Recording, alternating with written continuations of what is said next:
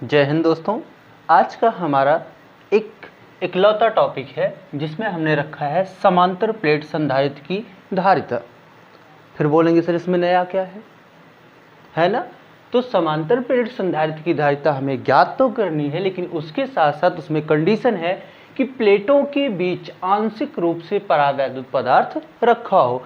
यानी कि पिछली वीडियो में जो हमने पढ़ रखा है उसमें प्लेटों के बीच जो परावैद्युत पदार्थ था वो आंशिक रूप से नहीं बल्कि पूर्ण रूप से रखा हुआ था। यानी कि प्लेटों के बीच में वो पदार्थ रखा था और किसी के लिए कोई जगह नहीं थी। इस बार जो हम रखने वाले हैं कि अगर हमने कोई एक प्लेट लिया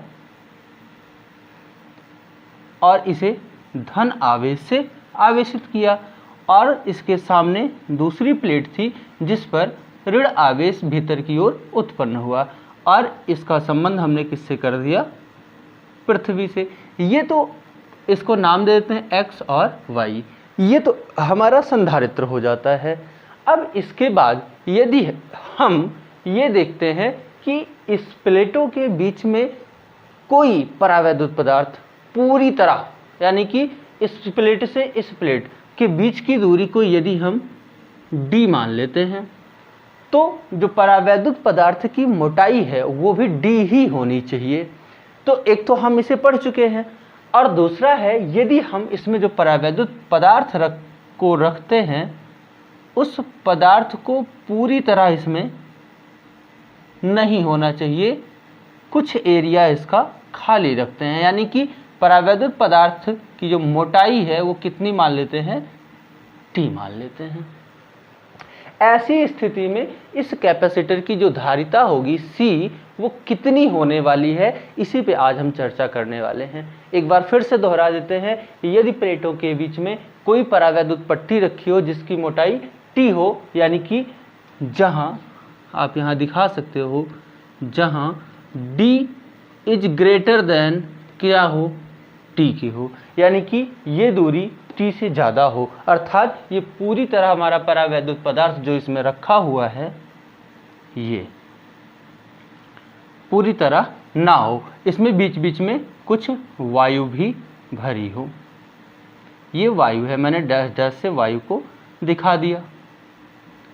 ये ठीक, ये कौन है? वायु है। और ये कौन है? परावैद्युत पदार्थ। परावैद्युत पदार्थ, ठीक है ना। अब ऐसी स्थिति में इस संधारित्र की धारिता क्या होगी? आइए पहले इसकी थ्योरी लिखते हैं। मानते हैं माना x और y संधारित्र की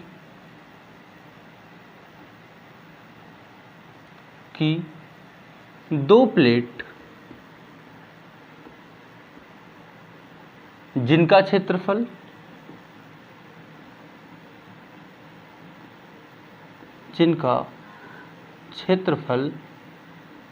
A है। मैंने दो प्लेटें लिया, इनका क्षेत्रफल कितना मान लिया?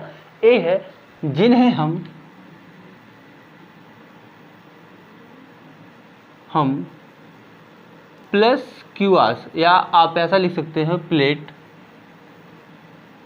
X को धन Q आवेश से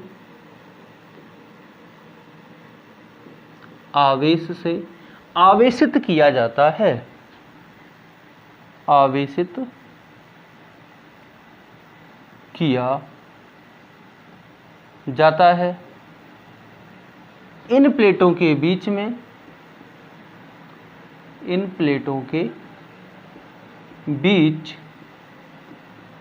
T मोटाई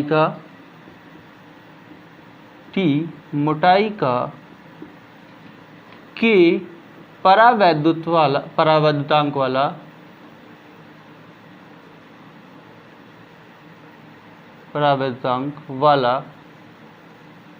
पदार्थ रखा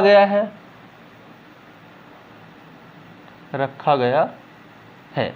इतनी बातें हम सबसे पहले इसमें मान लेते हैं कि हमने क्या क्या माना कि दो प्लेटें हैं x और y, और जिसमें से इनका जो क्षेत्रफल है वो a है, और मैंने x प्लेट को प्लस q आवेश से आवेशित किया है तथा प्लेटों के बीच की दूरी अभी नहीं मानी, इसको भी मान लेते हैं, तथा इसके बीच में एक t मोटाई का कोई परावैद्युत पदार्थ रखा गया है तथा प्लेटों के बीच की दूरी ये भी मान लेते हैं, प्लेटों के बीच की दूरी d है। अब यहाँ पे हम सबसे पहले, जैसा कि आपको पहले भी बता चुके हैं, कि यदि हमें धारिता को निकालना है, यहीं बगल में देख लेते हैं या यहीं देख लेते हैं, यदि हमें धारिता को निकालना है तो धारिता को निकालने के लिए हमें किसकी ज़रूरत पड़ती है भाई? धारिता C को निकालने के लिए दिए गए आवेश और आवेश के कारण उत्पन्न विभव, इन दोनों भौतिक राशियों का मान इनका और इनका पता होना चाहिए। और अगर आवेश तो हमने मान रखा है, कितना माना है? प्लस q आवेश हमने दिया, ये मान रखा है, प्लस q आवेश दिया, तो आवेश की मात्रा तो पता है लेकिन विभव की मात्रा नहीं पता है। और हम जानते हैं विभव हम निकाल सकते हैं E बराबर V/d से, अर्थात अगर हमें E का मान पता हो तो हम E और D की सहायता से, जहाँ पे D क्या है? प्लेटों के बीच की दूरी, V का मान निकाल सकते हैं। जैसे V की वैल्यू हमें पता चलेगी, V की और Q की सहायता से हम उस प्लेट की धारिता को ज्ञात कर लेंगे। तो आइए सबसे पहले हम निकालते हैं वैद्युत क्षेत्र। लिखेंगे प्लेटों के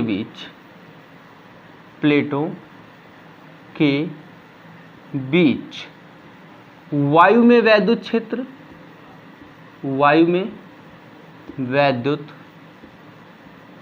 क्षेत्र कितना मान लेते हैं? E डैश, क्योंकि यहाँ पे दो प्रकार की दूरियां हैं, एक वायु वाली और एक परावैद्युत पट्टी वाली। तो हमने सबसे पहले किसका निकाला? वायु में वैद्युत क्षेत्र। और हम जानते हैं वैद्युत क्षेत्र का जो फार्मूला होता है वो कितना होता है? Q upon A epsilon not. तो वायु में जो वैद्युत क्षेत्र होगा वो होगा कितना? Q upon A epsilon not. दूसरा, तथा परावैद्युत पट्टी में वैद्युत क्षेत्र, आइए इसको भी निकालते हैं। मान लेते हैं ये जो हमारी परावैद्युत पट्टी है, इसमें चूंकि आपको मैं पिछली वीडियो में बता चुका हूं कि इस पट्टी में भी एक वैद्युत क्षेत्र उत्पन्न होता है। पहले तो हम प्लेटों के बीच जो होती है x से y की तरफ उसे E0 माने हैं, जिसमें वायु को E0 माना गया है। और इस पदार्थ में भी एक वैद्युत क्षेत्र उत्पन्न होता है E डैश, जिसे हम कहते हैं, अर्थात परावैद्युत पट्टी में एक वैद्युत क्षेत्र तीसरा उत्पन्न होता है जो इतना माइनस इतने के बराबर होता है। तो परावैद्युत पट्टी में उत्पन्न वैद्युत क्षेत्र कितना हो जाएगा? मान लेते हैं कितना है? E डैश है। और ये E डैश हमारा मान किसके बराबर होगा? Q upon A K epsilon not. ये वैद्युत क्षेत्र वायु के लिए है, ये वैद्युत क्षेत्र हमारी परावैद्युत पट्टी के लिए है। अब वायु में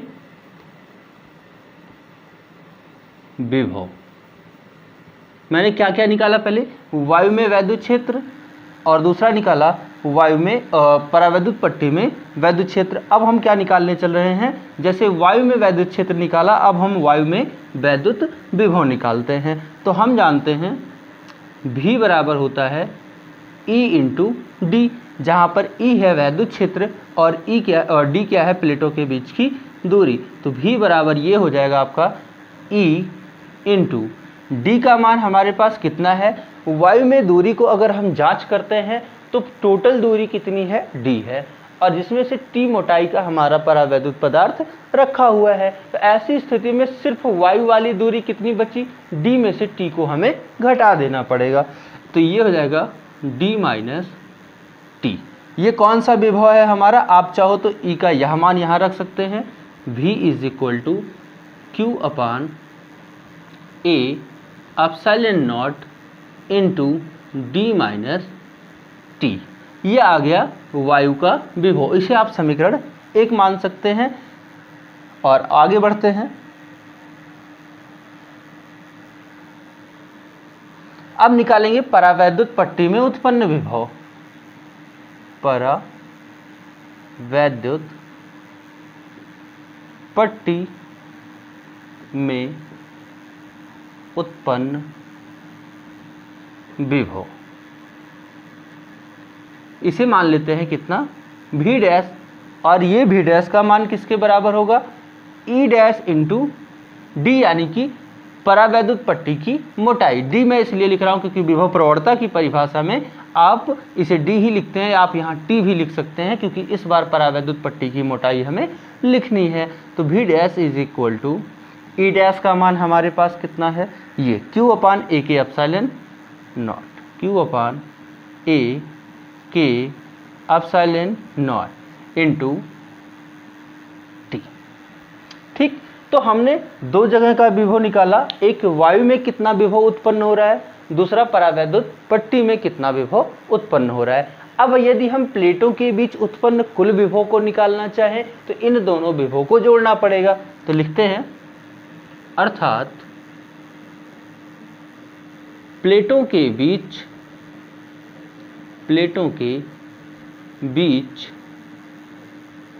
कुल विभव V बराबर कितना हो जाएगा, आप इसे V1 मान सकते हो क्योंकि यहाँ पे ये डिस्टर्ब कर रहा है, या एयर वाला मान सकते हो, ये वायु का विभव है VA, ठीक है ना। तो ये हो जाएगा VA, यानी कि वायु का विभव धन परावैद्युत पदार्थ का कितना माना है हमने, V डैश माना है। तो आप दोनों को जोड़ देते हैं, V is equal to VA का मान हमारे पास है Q upon A epsilon not into D minus T, plus का निशान। V डैश का मान हमारे पास है Q अपान A के एप्सिलॉन नॉट इंटू टी, ठीक है ना। यहाँ पे हम देख रहे हैं Q upon A epsilon not, Q upon A epsilon not, ये दोनों चीज़ें आपको कॉमन मिल रही हैं। तो V इज इक्वल टू हो जाएगा Q upon A epsilon not, common लिया, यहाँ पे बचा D माइनस टी, और यहाँ बचा T अपान K, यानी कि प्लेटों के बीच उत्पन्न कुल विभव का मान हमारा आ चुका है। V is equal to Q upon A epsilon not into D minus T plus T upon K होगा। अब हमें निकालनी क्या थी, धारिता। जब विभव का मान पता चल चुका है तो हम तो जानते हैं कि धारिता C बराबर क्या होता है, Q अपान A, यानी कि Q अपान V। V का मान आ चुका है, Q का मान हमें पहले से मालूम है, Q ही है, हमने Q आवेश दिया था। तो आगे निकालते हैं, अर्थात प्लेट की धारिता, अर्थात धारिता C बराबर Q का बटा ये भी रखेंगे, तो यह है Q upon A epsilon not into D minus T plus T upon K. Q से Q आपका कैंसिल हो जाएगा, A एप्सिलॉन नॉट ऊपर चला जाएगा, तो C is equal to A epsilon naught upon, बचा आपका D minus T plus T upon K. ये हो जाएगी संधारित्र प्लेट की धारिता। आप इसे चाहें तो और इसको अपडेट करके लिख सकते हैं कि यदि यहाँ पे T मोटाई का एक ही परावैद्युत पट्टी ना हो करके कई पट्टियाँ हों जिनकी मोटाइयाँ क्रमशः T1, T2, T3 हों तथा उनके परावैद्युतांक क्रमशः K1, K2, K3 हों, तो ऐसे में यहाँ पे जो मान आप T के स्थान पे रखे हैं वहाँ पे T1 plus T2 plus T3 या T4 जितने भी मान आपके पास हैं वो सारे मान आप रख सकते हैं। जैसे आप यहाँ पे मान सकते हैं, इसे मिटा दे रहा हूँ मैं, आगे आपको समझा देता हूँ कि यदि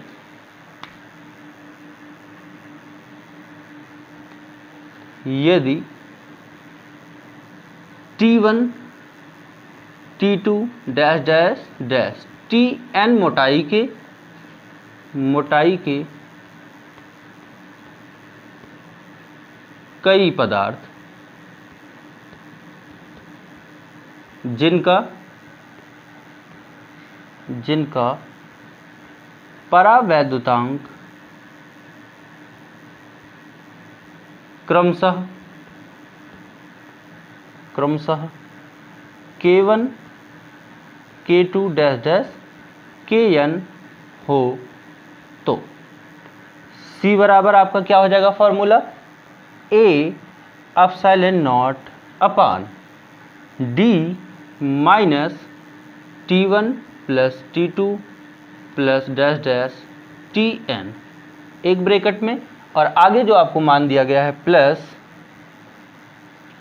T1 अपान K1 प्लस, इसे मैं मिटा देता हूँ, किसकी ज़रूरत अब नहीं है, आप इसे लिख लीजिएगा T1 अपान K1 प्लस T2 अपान K2 प्लस, या आप यहाँ से डैश कर दीजिए Tn अपान Kn। आपका जो नया फार्मूला बन के तैयार होगा C इज इक्वल टू, यानी कि जो धारिता होगी D minus T1 plus T2 plus Tn तक, और जो हमारा यहाँ पर मान होगा T1 अपान K1, यानी कि पहले की मोटाई बटे पहले का परावैद्युतांक, ऐसे क्रमशः n तक हम लिख सकते हैं। आज के लिए बस इतना ही। यदि आप चैनल में नए हैं और वीडियो आपको अच्छा लगा हो तो शेयर करें, कमेंट करें, और अगर आप नए हैं तो इसे सब्सक्राइब भी करके हमें आमंत्रित करें। धन्यवाद।